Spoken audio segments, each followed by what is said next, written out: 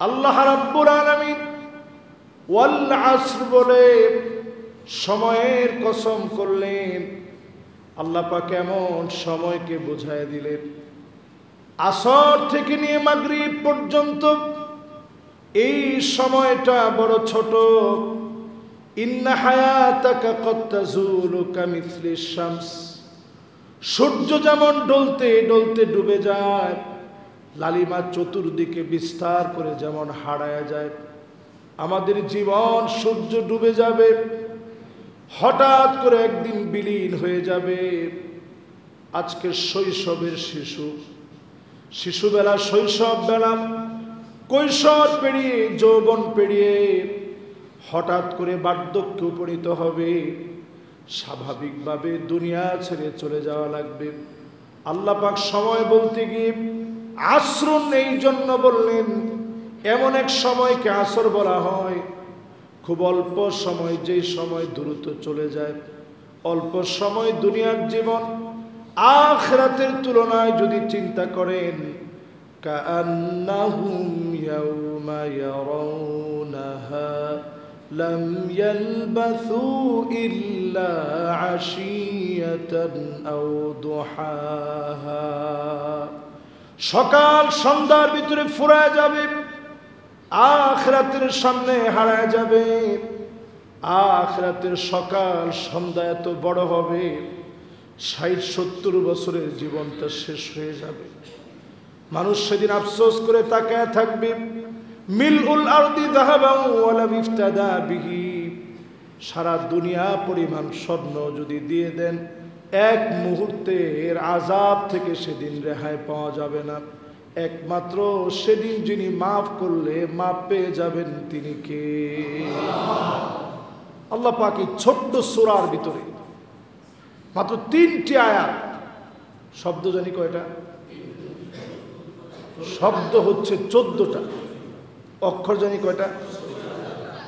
চিন্তা করেন, ৭০টা অক্ষর, ১৪টা শব্দ, মাত্র ৩টা আয়াতের ভিতরে আল্লাহ তাআলা এমন কিছু দিয়ে রেখেছেন। ইমাম শাফিঈ আলাইহির রাহমা তিনি বলছেন, যদি গোটা কোরআনের ভিতরে আর কোন সূরা আল্লাহ নাও দিতেন, শুধু যদি সূরা আসর আল্লাহ তাআলা দিয়ে দিতেন, এই একটা সূরাই মানুষের নাজাতের জন্য যথেষ্ট হয়ে যেত। সুবহানাল্লাহ। এমন একটি সূরা, সূরাতুল আসর, আল্লাহ তাআলা এমন শব্দ নিলেন, আল্লাহ বলতে পারতেন ওয়াল ওয়াক্ত, শপথ সময়। আল্লাহ তাআলা বলতে পারতেন ওয়াল আজাল, শপথ নির্দিষ্ট সময়। আল্লাহ বলতে পারতেন ওয়াস সাআহ, শপথ সময়। না বলে আল্লাহ বলেন ওয়াল আসর, এমন একটা শব্দ আল্লাহ তাআলা নিলেন এবং কসম করে আল্লাহ তাআলা এই শব্দের গুরুত্ব বোঝালেন।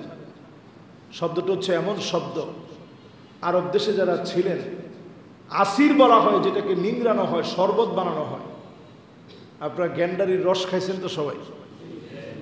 আমরা প্রচণ্ড গরম আসলে ভালো করে ধৌত করা হইল কি হইল না দেখার সময় নেই, অন্তত এক গ্লাস খেয়ে নিই। এটাকে আসির বলা হয়। আসির মানে যেটাকে চিপে রস করে শরবত বানানো হয়, আরবিতে এটাকে বলা হয় আসির। আমাদের এই জীবনটাকে নিংড়ানো হচ্ছে, কখনো সুখ, কখনো দুঃখ, কখনো কষ্ট, কখনো যন্ত্রণা, সব দিয়ে আল্লাহ তাআলা পরীক্ষা নিয়ে এই জীবনকে নিংড়িয়ে সময়ের এই পরীক্ষায় উত্তীর্ণ করে যিনি আমাদের জন্য পরকালীন সফলতা রেখেছেন তিনি কে? আল্লাহ। এই সূরা আল কারীমাটা যদি একটু অনুধাবন করেন, মন নরম হয়ে যাবে। ইন্তেকালের 10 দিন পূর্বে নবীজি আমার চলে গেলেন উহুদের প্রান্তে, যেখানে 70 জন সাহাবী শুয়ে আছে। আমিরে হামজা নবীর চাচা শুয়ে আছে, হানজালার মতো সাহাবী শুয়ে আছে। আল্লাহর নবী ওই প্রান্তে গিয়ে একটা সালাম দিলেন, আসসালামু আলাইকুম দার কওমিন মুমিনিন আতাকুম মা তুআদুন গাদাম মুআজ্জালুন ওয়া ইন্না ইনশাআল্লাহু বিকুম লাহিকুন। নবীজি বললেন, যারা শুয়ে আছো উহুদ প্রান্তে, আল্লাহর ওয়াদাগুলা পরিষ্কার তোমরা পেয়েছো। অচিরে আমি নবী তোমাদের সঙ্গে মিলিত হয়ে যাব। ইন্তেকালের মাত্র 10 দিন আগে আমি তোমাদের সঙ্গে মিলিত হয়ে যাব। আল্লাহর ওয়াদাগুলা স্বচক্ষে আমিও দেখব। তার মানে নবীজি বুঝায় দিলেন সময় একবারে শেষ হয়ে যাচ্ছে। সময় নামক এই মহা গুরুত্বপূর্ণ সম্পদকে যদি আপনি কাজে লাগাতে না পারেন, ইল্লাম তাক্তা কাতাক, সময়কে যদি আপনি কাজে না লাগান, সময় ঠিকই আপনাকে কেটে ফেলবে। সময়কে আপনি কাটতে না পারলেও সময় আপনাকে কেটে ফেলবে। সময়কে নিয়ে অনেক সময় আমরা বলি সময় ভালো না। কি ভালো না? আমরা বললেই বলি হুজুর আগের সময় তো আর নাই, এখন সময়টা খারাপ হয়ে গেছে। আসলে সময় খারাপ হয় নাই, খারাপ হয়েছে কারা? আমরা খারাপ হয়েছি। রাসূল স্পষ্ট বললেন, লা তাসুব্বু দাহর, খবরদার সময়কে গালি দিও না। ফা ইন্না দাহর হুয়া আল্লাহ, কারণ এই সময়কে যিনি নিয়ন্ত্রণ করেন তিনি কে? আল্লাহ। তাহলে সময়কে গালি দেওয়া যাবে? আমরা অনেক সময় বলি হুজুর এত কিছু হচ্ছে, এত কিছু চলতেছে, আল্লাহ কি দেখে না? বলেন নাউযু বিল্লাহ। আচ্ছা বলেন তো, আল্লাহ দেখেন না দেখেন না? আল্লাহ সব দেখেন। আপনি আর কেমন দেখেন, আমি আর কেমন দেখি? আল্লাহ তাআলা সব দেখেন, সব জানেন, সব বুঝেন। একটি শব্দ দিয়ে আল্লাহ তাআলা বুঝাই দিলেন, সময় সব সময় তোমাকে দেওয়া হবে না। তিলকাল আইয়ামু নুদাবিলুহা বাইনান নাস, সময় সব সময় তোমাকে দেওয়া হবে না। কিছুদিন তোমার সুখের দিন থাকবে, হঠাৎ আবার দুঃখের দিন আসবে। সুখ দুঃখ মিলিয়ে মুমিন সর্ব অবস্থায় যার উপরে ভরসা রাখবেন তিনি কে? এই 3টা আয়াতের প্রথম অংশে আল্লাহ পাক বললেন ওয়াল আসর, শপথ সময়। এই সময়কে নিয়ে যদি আমি আপনি একটু চিন্তা করি, গবেষণা করি, আপনি প্রতিদিনই দেখবেন জীবন থেকে প্রত্যেকটা মুহূর্ত কত দামি সময়গুলো চলে যাচ্ছে। এই জন্য ঘুমের সময় আমাদের অনন্য আমল হচ্ছে ঘুমের সময় একটু আত্মসমালোচনা করে।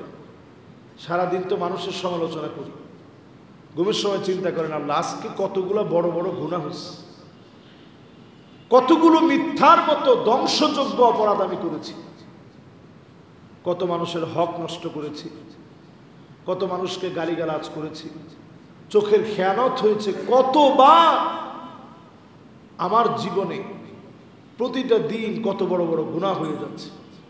সময় নিয়ে কল্পনা করে মিলাম, আল্লাহ রাব্বুল আলামিন এমন সময় আমাদেরকে দিয়েছিলেন বলার মতো কোনো ভাষা ছিল না। আল্লাহ পাক এমন সময় দিলেন বলার মতো এখন ভাষা আছে। হাল আতা আলাল ইনসানি হিনুম মিনাদ দাহর লাম ইয়াকুন শাইআম মাযকুরা, বলার মতো কোনো ভাষা আমার জবানে ছিল না। শুধু কান্না দিয়ে যিনি আমার মুখে খাবার উঠায় দিয়েছেন তিনি কে? বিনা কান্নায় মায়ের পেটে আল্লাহ তাআলা ঠিকই খাবার পৌঁছে দিয়েছেন। এক নার থেকে আল্লাহ খাবার দিয়েছেন। এক নার যেদিন কাটা হয়ে গেছে, মায়ের বুক থেকে আমাদের খাবার দিয়েছেন।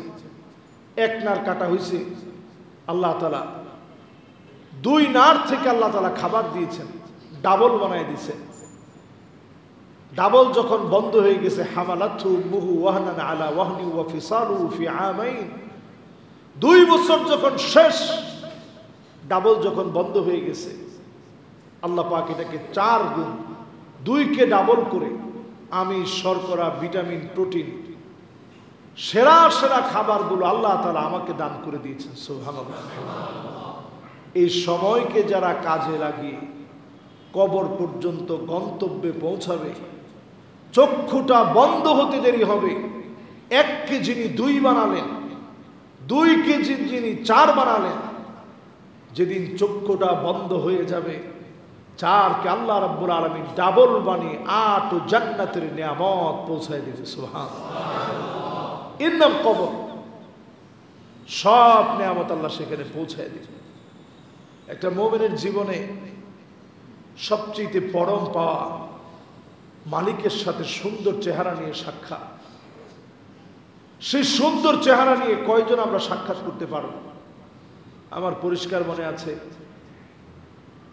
যখন আমি এই মসজিদে নতুন আসি, একেবারে শুরুর জুমা যখন পড়ালাম, আমাদের এই মসজিদে ঠিক সামনের কাতারেই বসা থাকতেন খাজা সাহেব, দুনিয়া থেকে চলে গেছেন। আমি গতকালকে রংপুর অনেক দূরে থাকার কারণে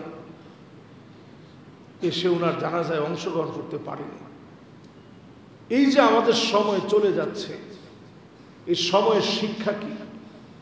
আমাদের আপন আপন মানুষগুলো চোখের সামনে চলে যাচ্ছে। আল্লাহ নবী বলেন, সাল্লু ক্বাবলা আন তুসাল্লা আলাইহি, নামাজ পড়ো, একদিন তোমার উপরে নামাজ দাঁড়ায় যাবে, আপনার উপরে নামাজ দাঁড়ায় যাবে। আমার মতো নালায়েকের উপরে নামাজ দাঁড়ায় যাবে। সারাটা জীবন ইমামের পিছনে দাঁড়ায় নামাজ পড়েছে, ফজর, জোহর, আসর, মাগরিব, এশা, জীবনের সব নামাজে ইমামের পিছনে দাঁড়ায় নামাজ পড়লাম।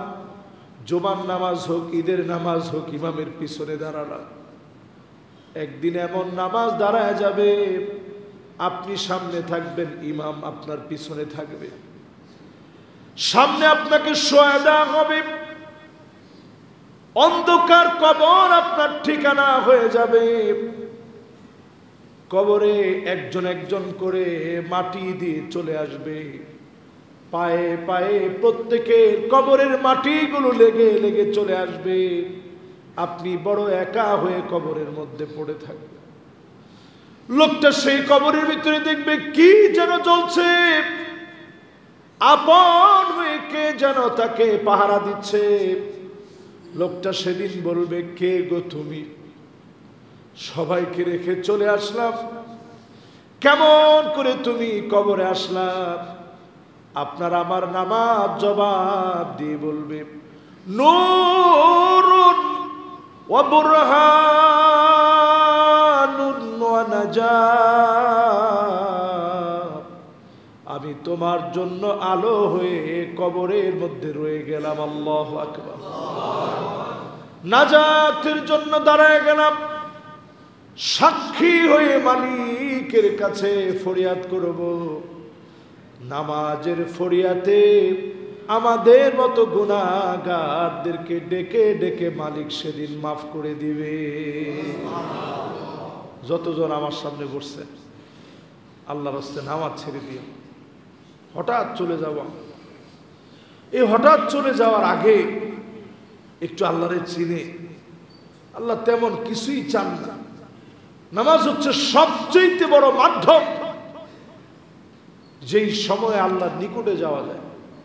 ওয়াসজুদ ওয়াক্তারিব, যখনই আপনি সেজদা দিবেন মালিকের নিকটবর্তী হবেন।